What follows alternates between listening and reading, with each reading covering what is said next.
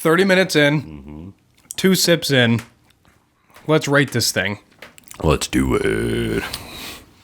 How long is that going to last until you come up with something Forever. new? Oh, brother, come on. Come on. You got to have something new. Yeah, it'll have to be something new. I don't know, dude. I don't like change. I don't either. We know this. No, but it's fine. All right, let's rate this thing. So Let's do it. Oh my God. Doesn't mean you have to do it again, Derek. So Crooked Lamppost Brewing is a homebrew club out in Eden, New York, which is south of Buffalo for those that are unfamiliar with the area. It's a rural suburb. It's fantastic, and it's very homey. So Crooked Lamppost allowed us to brew with them on a collaboration event, which was incredible. Derek and I worked with them from the very beginning all the way until the end where we tried it after it was canned, and it was also on tap. So they got their own setup in the garage. Obviously, we can't charge for this. It's a one-time released single batch. Very excited for it. We appreciate the opportunity. We learned a ton, and it was cool to learn all the equipment as well and operate it. So outside of that, this is a 4.5% fruit puree guava, pink guava. You got it right that time. Yep. It's a wheat beer. So it's a summer crusher, essentially. Like I said, 4.5%. It's something that we wanted to make from a unique flavor standpoint, but also something that can be enjoyed by the masses, even though there was only like 50 cans total. We did have some fans and family members and close friends and things try it.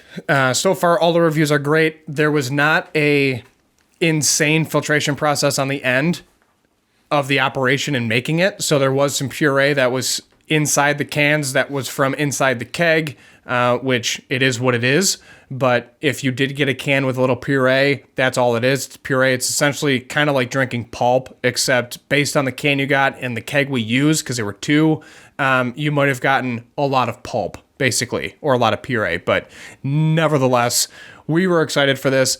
When there is no pulp or puree, it's great, and we like it, and that's all that matters. Yeah, these are some good beers. I mean, just looking at it when we poured it, you can tell that some of even the pulp in this one settled down to the bottom, and it got a little darker as you poured it out. But once it's in the glass, it mixes together, and it tastes very delicious. Yeah. Have you ever had a guava? No. Sorry, I haven't spent much time in those regions of the world. Well, you can buy one at Wegmans. Here we go. I'm pretty sure. I don't know. It's going to be cacao all over again. It's going to be a cacao moment all over again. I don't even know what the hell those things look like. Really? Yeah. Guava berries. Or they're not guava berries. They're just no, guavas. It's a piece of fruit. Yeah, let me look it up. It's probably got some seeds in the core, something crazy, who knows. But yeah, so label branding. This is Crooked Lamppost's label. They use 12-ounce cans. They have their own canning and labeling operation. Oh, okay. So it's like, wow, it's wild. Yeah. So their label, and then what we did to imprint our label was we just drew some stickers on the cans. And then we ran out of stickers just because we haven't bought stickers in forever. Thank God. I'm trying to help Derek save money for once. So again, self-funded. We make $0. So we threw some stickers on there so that our label is a part of it. People think it's real. It's great. And then outside of that, 12-ounce cans, opposed to the industry standard of craft beer of 16-ounce cans. I do like 12-ounce cans personally. I just think it's a good amount, but it's not an overpowering amount. We're just stuck with another 8 ounces of beer. Yeah. So, which mega fan math, I understand 8 is not half of 12, whatever. It's 16, half of 16. You were close. Well, I'm just saying, if you compare 16 to 12. Anyways, neither here nor there. So, label branding, I'm giving this an A+. Yeah. I do like the fact that it's their own label and can. Mm-hmm. That's sweet. We had to literally drill the tops onto the can itself, which is really cool. And then it was just a really fun experience to learn how to fill the cans, add some CO2 to seal it, all that fun stuff. Yeah, I mean, we ran into some issues too. It was all a learning process. Yeah. Trying to fill that thing appropriately with the amount of CO2. Yeah. It was exciting. It was. But yeah, so A+, I like it. Nose.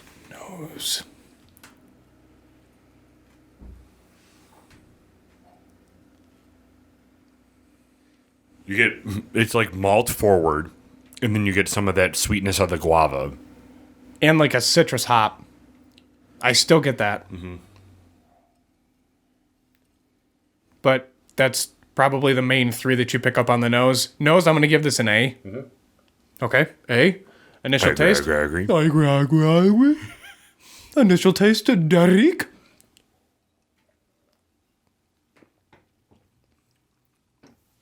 Grapefruit. It tastes like grapefruit, but it's not. It's guava. Makes me happy inside. But again, don't know what guava tastes like because I've never actually had a guava itself. I can't wait to just go to Weegmans and just start crushing these inside the store. Not even Just buying take a bite them. out of it and put it back? Yep. And just be like, sorry, science.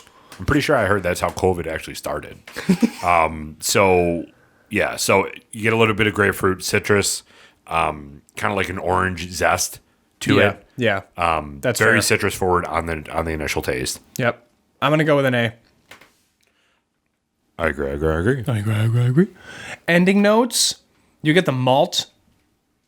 It kind of lingers. The colder this is, the more snappy it is in a sense, and crispy in a sense. Mine is semi-warm at this point because it's 80 degrees outside. So Better than 13 degrees in here. yeah, that's true. So the ending note has changed from when I had this fresh out of the fridge.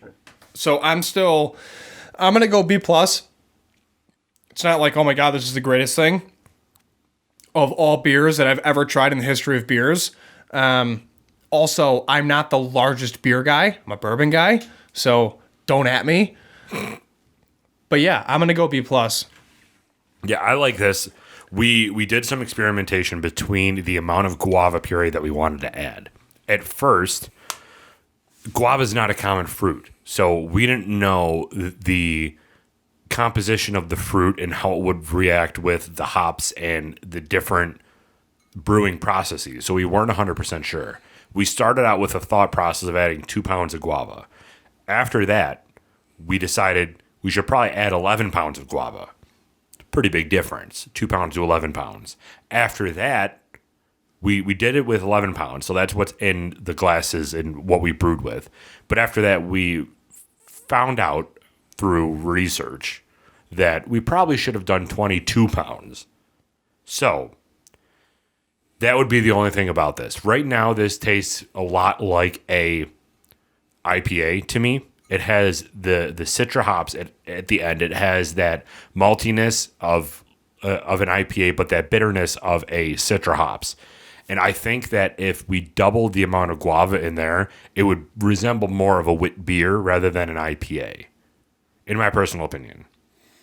I disagree entirely. No, I'm just kidding. You hit it on the head. However, it's not that decision made this bad.